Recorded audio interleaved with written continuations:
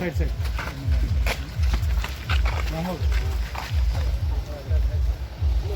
Sir అక్కడ ఉండండి.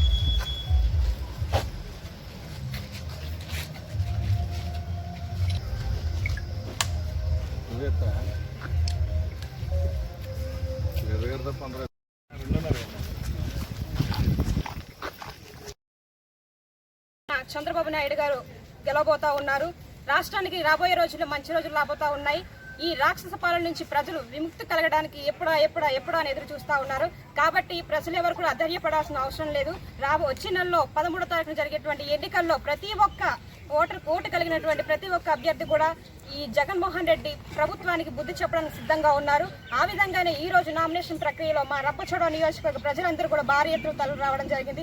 మాకు మద్దతుగా ఈ ప్రస్తుతం రాష్ట్రంలోనే కాదు ఈ రంపచోడవరం నియోజకవర్గంలో కూడా ఒక రాక్షసుడు పరిపాలిస్తా ఉన్నాడు, ప్రాంతాన్ని దోచుకు తింటా ఉన్నాడు. వాడికి బుద్ధి చెప్పడం కోసం మాకు అండగా నిలిచారు ప్రజలందరూ కూడా. కాబట్టి ఈ సందర్భంగా నేను ఒకటే తెలియజేస్తా ఉన్నాను, రాష్ట్రంలోనూ అదేవిధంగా రంపచోడవరం నియోజకవర్గంలోనూ ఖచ్చితంగా తెలుగుదేశం జెండా ఎగరైపోతా ఉన్నాము. ప్రజల వద్దకే ప్రజల యొక్క ప్రజాస్వామ్య ప్రభుత్వం త్వరలో రాబోతా ఉందని కూడా ఈ సందర్భంగా తెలియజేస్తా ఉన్నాను. కాబట్టి ప్రజల వరకు కూడా అధైర్యపడాల్సినటువంటి అవసరం లేదు. ప్రజలందరికీ కూడా నేను తోడుగా ఉన్నాను. నా ఏజెన్సీ ప్రాంతంలో ఉన్నటువంటి గిరిజనులకు, గిరిజనేతలకు ప్రతి ఒక్క వారి సమస్యలన్నింటిపై కూడా నేను ఒక బిడ్డలాగా, ఒక అక్కలాగా, ఒక చెల్లిలాగా వారికి దండదండలుగా ఉంటానని హామీ ఇవ్వడం కూడా జరిగింది.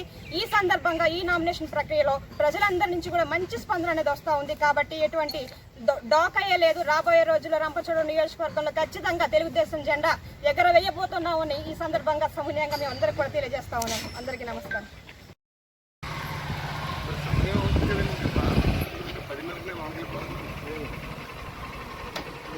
ఇది